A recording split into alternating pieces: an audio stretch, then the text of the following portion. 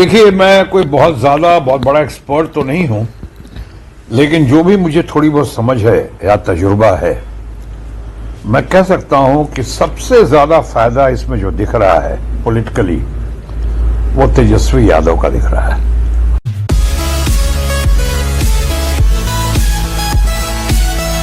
आज मैं चारों तरफ देख रहा हूं, तेजस्वी यादव के लिए बहुत जबरदस्त सिंपैथी है, सहानुभूति है। लोग यहां तक कह रहे हैं कि जब उसको मुख्यमंत्री बनाने की घड़ी आई, ये भी एक वायदा था कि उसको मुख्यमंत्री बनाकर खुद सेंटर चले जाएंगे, हमारे मित्र, हमारे दोस्त नीतीश कुमार। लेकिन जो घड़ी आई तो उसको बहुत बड़ा पॉलिटिकली आप कह सकते हैं, एक डिश भी कह सकते हैं, एक लोगों को लगता है कि बहुत बड़ा षड्यंत्र हो गया। और जो आप पलटू राम का जिक्र कर रहे थे, वो पलटू राम क्या कहा जाए, मैं तो नहीं कहूँगा, और भाषा का भी प्रयोग नहीं करूँगा, इन शब्दों का भी नहीं प्रयोग करूँगा, लेकिन इतना जरूर कहूँगा कि पलटू राम अगर आप कहते ही हैं या जो लोग मान रहे हैं, उनको ये भी समझना पड़ेगा पलटू राम कौन है, कौन पॉलिटिकल पार्टी आज पलटू राम ने, जिस पॉलिटिकल पार्टी ने सपोर्ट किया है, जिसने कहा था कि हम पगड़ी उस समय तक पर नहीं उतारेंगे जब तक मुख्यमंत्री जी को हम उनकी कुर्सी से ना उतार दें,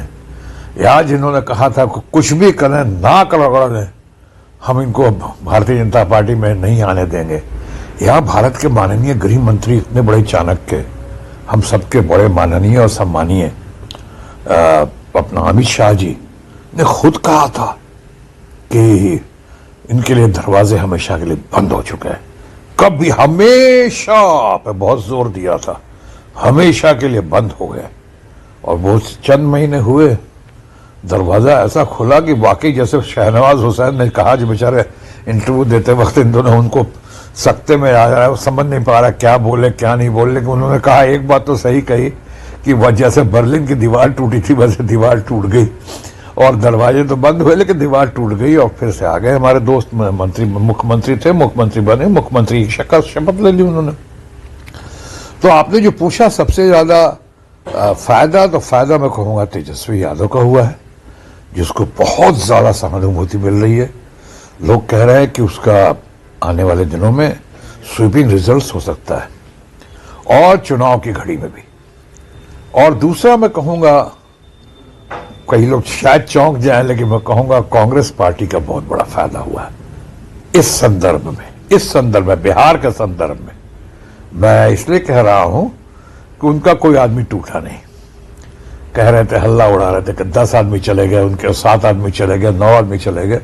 कांग्रेस का कोई आदमी टूटा नहीं। तो मैं पॉलिटिकल ऑब्जर्वर की तरह देख रहा हूं कि उनसे एक तो लोगों को लगा कि हाँ, दम है बिहार के मामले में, और खासकर इंडिया ब्लॉक के मामले में, और अभी जो तेजस्वी के साथ मिलकर चुनाव लड़ेंगे।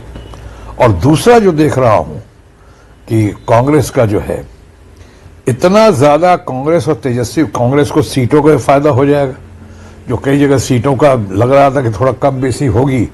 अब तो बिहार में वो पूरा फील्ड खाली हो गया उनके लिए, अब वहां पे मिलजुल कर लड़ेंगे। और तीसरा जो सबसे ज्यादा महत्वपूर्ण दिख रहा है कि सिर्फ माई कॉम्बिनेशन ही नहीं, जो तेजस्वी के चाहने वाले हैं और मानने वाले हैं, और तेजस्वी ने जितने अच्छे अच्छे काम किए हैं, जिसकी खबरें चारों तरफ गई हैं, सिर्फ वही लोग ही नहीं, बल्कि कांग्रेस और आरजेडी के समर्थन में वाले जितने लोग हैं, वो इंक्लूडिंग माई कॉम्बिनेशन, ये बहुत ही जबरदस्त एग्रेसिव कैंपेनिंग करेंगे इस बार। एक कैंपेनिंग होती है और एक एग्रेसिव कैंपेनिंग होती है। तो इससे मुझे लगता है कि आपने कहा, एक तो पलटू राम का खिताब मिल गया उन लोगों को, जो आपकी भाषा में जो पलटू राम कह रहे हैं, जिन्होंने उनको पलट के अपनी हर बातों से पलट गए। मैं इसमें नीतीश बाबू को क्या बोलूं, मैं तो कहूंगा बड़ी बड़ी पार्टी और खासकर हमारे रूलिंग पार्टी के फ्रेंड जो है, इतने जबरदस्त तरीके से पलटे हैं, कहीं सही मायने में पलटू राम वही तो नहीं। इसलिए ये सब देखते हुए मैं कहूंगा कि घाटा तो मैं समझता हूं, नुकसान फिलहाल भगवान न करे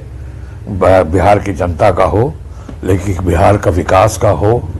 ये जो है, अब सारा ध्यान विकास से हटकर टूटने पे, रूठने पे, जाने पे, बिछड़ने पे सारा फोकस उधर चला गया, और इनकी अग्रेसिव कैंपेनिंग पे कांग्रेस के और तेजस्वी के अपनी जो छवि है और जो उनको सहानुभूति मिल रही है, इन सर बात चर्चा का विषय अब ये हो जाएंगे। इससे कहीं बिहार की जनता का नुकसान ना हो, बिहार का नुकसान ना हो, ये मेरी कामना है और यही मनोकामना भी है, प्रार्थना भी है।